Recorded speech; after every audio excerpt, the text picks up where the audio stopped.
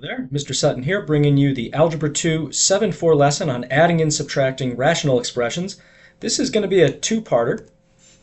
So part of this is we're going to be adding and subtracting rational expressions, kind of like the title suggests. And that'll be two parts for the CP version of this lesson.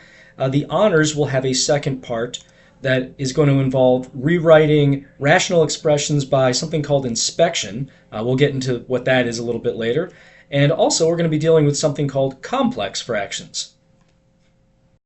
So to start things off, we're just going to throw you into it here. Pause the video and see what you can do with this problem where we're adding these two rational expressions together. All right, let's see what you remembered from just adding normal fractions. So remember that if you have the same denominator, then you can actually just straight away add the fractions together, and that involves adding the numerators. So 7 plus 3, which is 10, and then keeping our denominator exactly the same. So this is still going to be a 4x down here. Adding fractions is a lot like adding like terms. You have 7 4x's plus 3 4x's gives us 10 4x's. Now, one thing you do have to be careful about after you've successfully turned this into a single fraction is that other piece of simplified, which means we can't have any common factors. So definitely reduce or factor and cancel common factors if you can. You won't always be able to, but it's always worth checking at the end of one of these problems. So in this case, 10 and 4, we can reduce that to 5 over 2. So this will be 5 over 2x for the final, most simplified answer. Here's another problem to play around with. In this one, it's the same idea. We've still got the same denominators, but you might notice that there's multiple terms now in the numerators up here. And we've also got some subtraction. So one little hint before I set you loose on this one is that you need to distribute these negatives when you're subtracting numerators. You can actually pretend that there's like a parentheses around the numerator of this fraction and really all fractions. So with that in mind, pause the video and see what you can do with this one. And don't forget to check for common factors at the end. All right, so we can merge this into one big fraction right away. So I'm going to keep my denominator the same. And up here, I've still got 6x minus 11 initially. But now if I'm subtracting this numerator, I have to do negative 9 and then minus 2x. That negative gets distributed as if there were a parentheses there. And then combining like terms, that's going to give me, let's see here, 6x minus 2x is 4x. And then we also have negative 11 minus 9 giving me negative 20. So at this point in the game, you always want to check, again, to make sure there's no common factors to get rid of. So always try to factor at the end of these problems. So for the numerator, it looks like we can take out a common factor of 4. So that'll leave us with an x minus 5 in there. And then denominator, this is the difference of perfect squares. So we can square root these and use our plus minus. So this will be x plus 5 and x minus 5. It looks like these x minus 5s can cancel out. So when the dust settles then, this simplifies even more to 4 over x plus 5. Now, just like before when we were simplifying and canceling out common factors, if there are things that make the original undefined but not the simplified version, we have to do a little truth in advertising and again tell people not to plug in things that would have made the original undefined. So since we canceled out this x minus 5, we have to say x does not equal 5 because again plugging in 5 would make the original but not the simplified undefined. If you're taking the honors version of this lesson, you can just continue on to the next problem. If you're doing the CP version, we've got one more practice problem for you on this same denominator stuff. Pause the video and give this one a shot. All right, since we have the same denominator, let's just subtract those numerators. So we've got 2x minus 12, and there's no like terms there, so that's just going to stay the way it is for now. And then we have x minus 6 for our denominator. Now double checking, can we factor and cancel out anything? Well, in the numerator, it looks like I have a common factor of 2 that I can take out there. So that'll leave me with an x minus 6, which I can then cancel with my denominator. So that leaves me with just 2 at the end of this one. But because we canceled out this common factor, I'm going to write x does not equal 6, just so people know not to plug that in. So at this point, it's the end of part 1 if you're taking the CP version of the course. You can pause the video, do some practice with same denominator sums and differences, and then let's get back to it when those denominators are going to be a little bit different. Welcome back. We've got a different type of problem for you, different specifically because of the denominators that are different. So how do we deal with a situation like this? You might kind of have the intuition that we can't just add these together the way they are, because with normal fractions you need the same denominator, and it's also the same when variables are involved. So one thing you want to do, really on any rational expression problem, but on these ones specifically, is factor those denominators if you can. And there's a very good reason for that I'll explain in a minute, but it's going to make your life a lot easier. Now on this problem, there isn't really much to factor, so we kind of move on to the next step, which is to start the process of finding a common denominator, something that we can turn both of these denominators easily into. And any common denominator will do, but we like to try to find the least common denominator, or LCD, if we can. And this is the smallest expression that's divisible by each of the denominators. Now, one quick way to see the smallest expression that's divisible by all of these is if you can see all the factors of the denominator. That's why it's a good idea to factor the denominator if you can, because if things are unfactored, then it's a little bit trickier to figure out what you need to turn everything into. So once we've got the LCD, and once we've figured out what it is, at that point we are going to be multiplying each fraction by what I call a foo, a fancy form of 1, something that will allow us to turn each denominator into the LCD. Now it's important when you do this that you're multiplying by something over itself, because in that case we're really just multiplying by 1. So with all this in mind, pause the video and see if you can figure out the LCD and also what to do with it. Alright, let's see how that went. So let me start with my coefficients, my just constants here. 3 and 12. What's the smallest number that's divisible by 3 and 12? A good way to find LCDs is to start with the biggest number and see if it's already divisible by the other numbers. If it isn't, then just start taking multiples of that number until you find something that is divisible by the other numbers. Now 12 is divisible by 3, so 12 is the smallest common denominator between 12 and 3. So I'll put a 12 here in my LCD that I'll just write off on the side here. Now also we have this a here. A is also a factor in the denominator, so I'm going to include that in my LCD. And let's see here. Now what do we do with this? Fancy form of 1. So we need to multiply each of these fractions by something that's going to turn the denominator into 12a.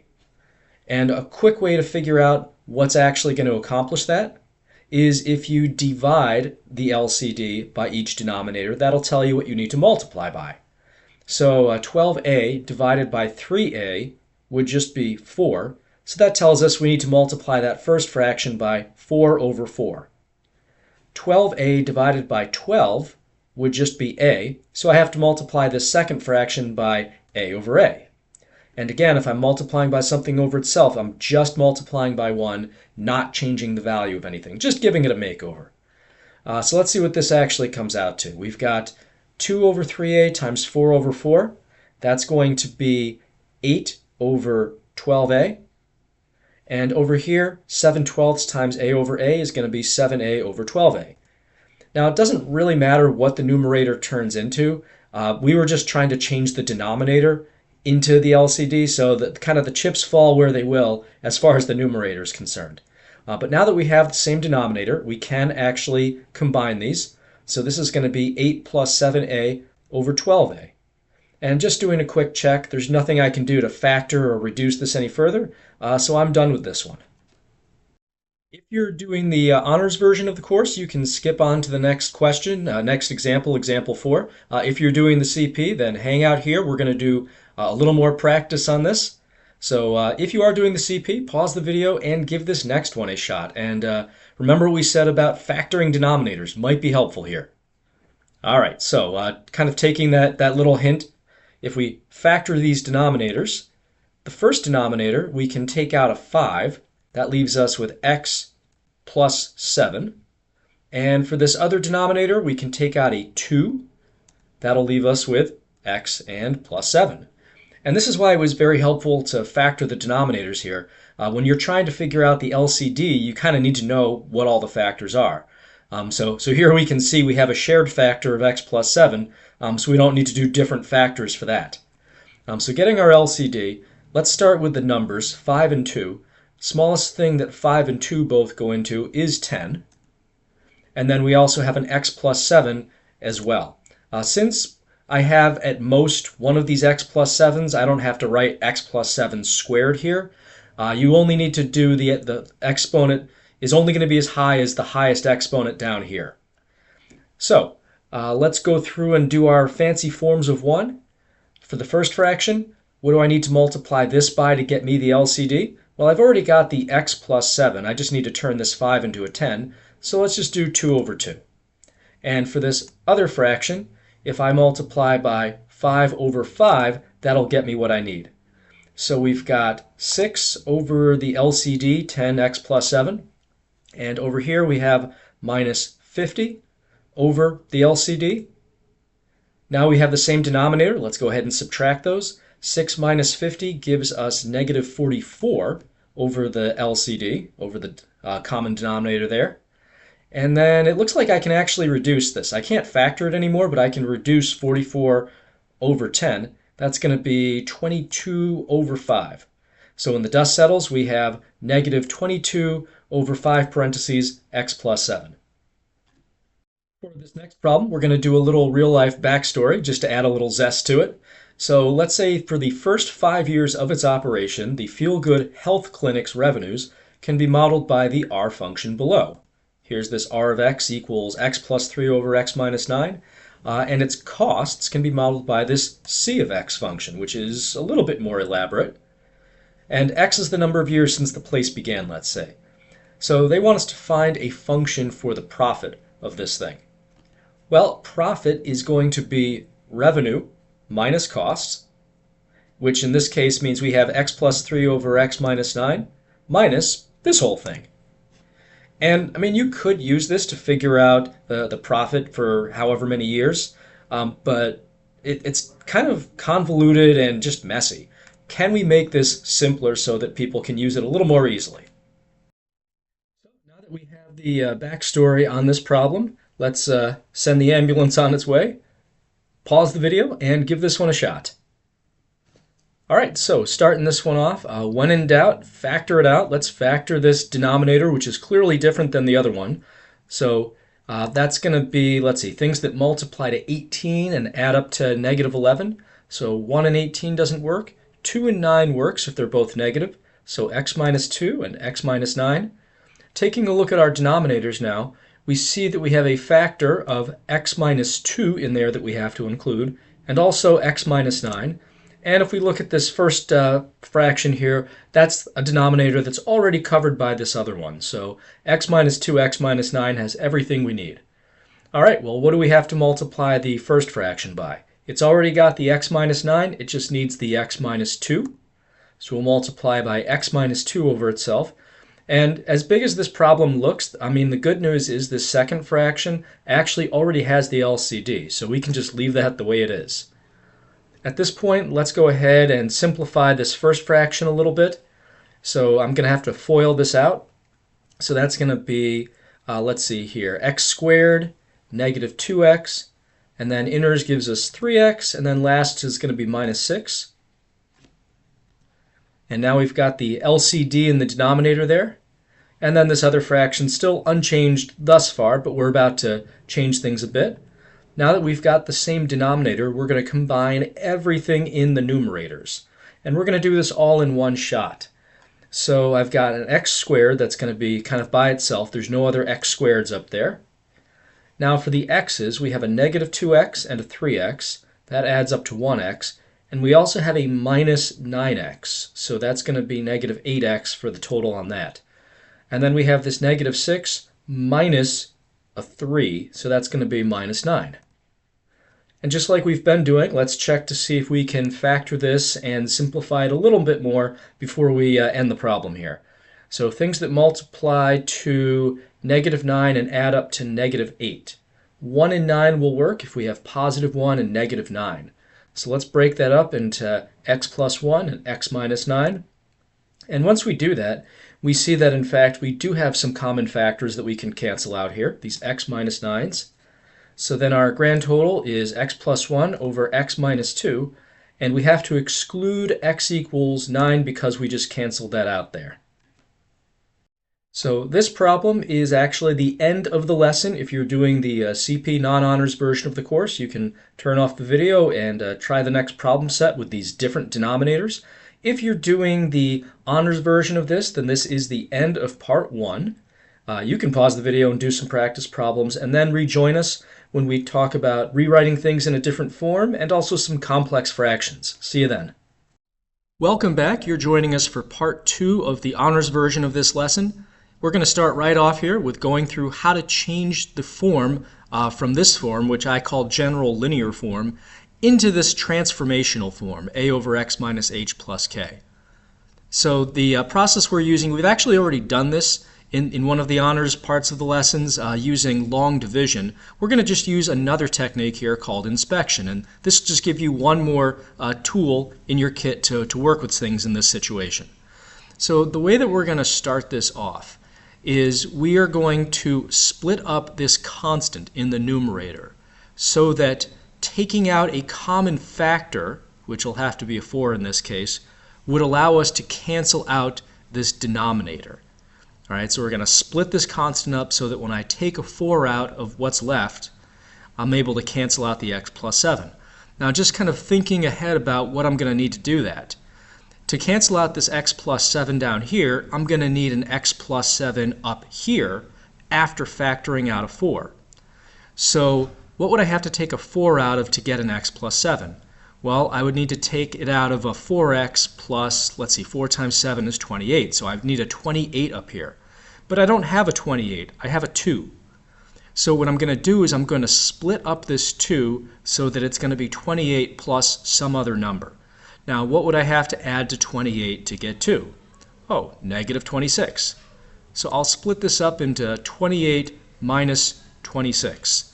And I mean, you can see real quick, if we were to recombine these, we would end up with what we started. So we haven't done anything illegal. We haven't changed any values. We've just put it in a different form.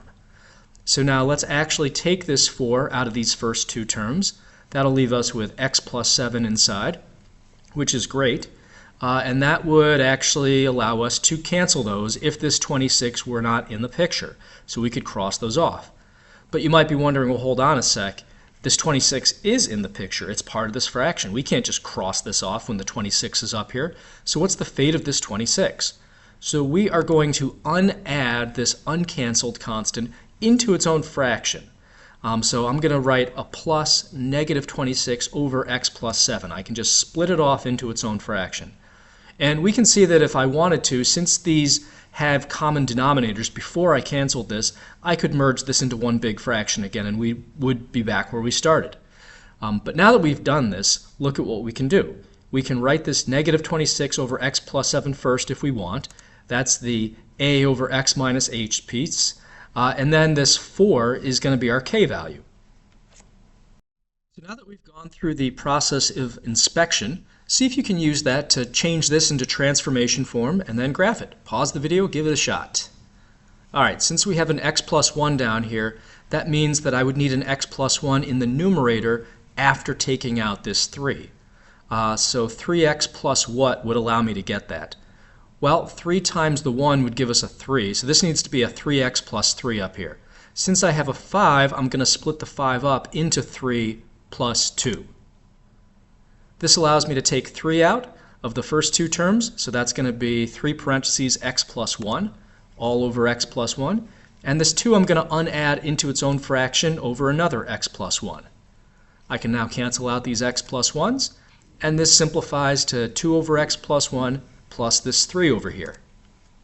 All right, so what transformations are going on now? Let's do that piece of it.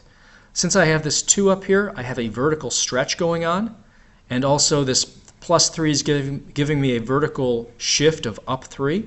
The plus 1 in the denominator is giving me a shift of left 1. So I'm stretching vertically and translating left 1 and up 3. Let me write my parent table. That's the -1, and 1, 1 that I always use in these functions. And for my g function now, since I'm going left 1, my x rule is going to be x minus 1. And since I'm stretching by 2 and then going up 3, I need to write 2y plus 3 for the y rule. So for my x's, subtracting 1 from these, -1 minus 1 is -2. 1 minus 1 is 0. And then for the y's, 2 times -1 is -2, plus 3 gives us a 1. 2 times 2 is 2, plus 3 gives us 5. And since I shifted left 1, my vertical asymptote is now going to be x equals -1. And since I went up 3, my horizontal asymptote is going to be y equals 3. Let's graph all this out. So I've got my vertical asymptote back here at -1, and my horizontal asymptote at y equals 3. Then I have my 2 points, -2, 1 right here, and 0, 5 all the way up here. And then let me just graph my left branch going through this point, and my right branch in the upper right going through this other point. And there we have it. For our next application of this LCD adding fractions kind of stuff, we're going to take a look at a complex fraction. Now, some of you might be saying, well, I think all fractions are complex. And maybe that's true, but a true complex fraction, like this one right here, is essentially a fraction that contains other fractions. You might have fractions in the numerator, the denominator, or both. In any case, it counts as a complex fraction. You might have fractions being added together in one of these as well. So a trick you can use, whatever your situation is here. You can think of this fraction as having subfractions and subnumerators and subdenominators, all right? So our trick that we're going to use on this one is we're going to first find the LCD of all of the subfractions. Once we've found that, we are going to multiply all of the subnumerators by that LCD. And that's going to allow us to simplify this. So if you feel comfortable giving it a shot, then pause the video, find the LCD, and try that process out. And let's bring it back together in a moment. All right, so for my LCD, I'm looking at the 3, the x, and the 4. So the smallest thing that all of those go into, 3 and 4, those go into a 12. And then we need an x as well. So 12x is our LCD. Now I'm going to multiply in a minute all the numerators by this LCD. And you might be, well, hold on a sec. Don't we have to multiply everything by the LCD? Don't I have to multiply by 1 essentially? 12x over 12x? Well, we actually are doing that. What's going on here when we multiply all these numerators by the LCD is we actually have 12x over 1 over 12x over 1 getting multiplied by this big complex fraction. This is really just 12x over 12x, which is just 1. So we really are multiplying by a 1. It's just a very fancy form of 1. So this ends up looking like, I usually don't show this step, but what I do show is that I've got a 12x times the x squared, times the 12 down here, and times the x. But again, we're allowed to do that because of this situation up here.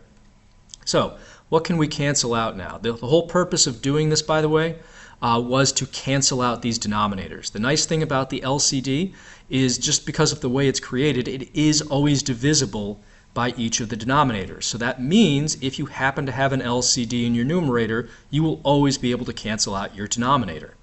So up here, the 12 and the 3 cancel, leaving us with just a 4 up here and some other stuff that we'll talk about in a minute. In this bottom left fraction, the x's are going to cancel. And here, 12 and 4 reduce to a 3 up here. So let's go ahead and pick up the pieces now. We have a 4, an x, and an x squared. That multiplies to 4x cubed up in the numerator. And down here in the denominator now, we have just a 12 times 12, which is 144. And this is 3 times x, so a plus 3x squared. Now, one thing you do need to be cautious about, two things actually. One thing you need to look out for is after you've done this whole process, you should see if you can factor and cancel out anything else. In this case, we could actually factor a 3 out of the denominator, but that wouldn't allow us to reduce or cancel anything with the numerator, so we can just leave this the way it is. The other thing you have to be careful about, and we saw this with our other problems where stuff got canceled out, is we have to exclude values that don't make the ending denominator undefined but mess up the original fraction.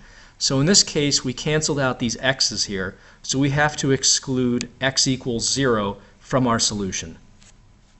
We're going to do one more of these complex fraction problems just to give you a little more practice. Pause the video and give it a shot. Alright, so looking at my sub-denominators here, we have an x plus 4 and an x. So x and x plus 4 is going to be my LCD. Now I'll just multiply all the numerators by that. So we have x times x plus 4 up there, down here, and over here. No need to rewrite the entire fraction if I don't need to, right? And then things that cancel. Up here, the x plus 4's cancel.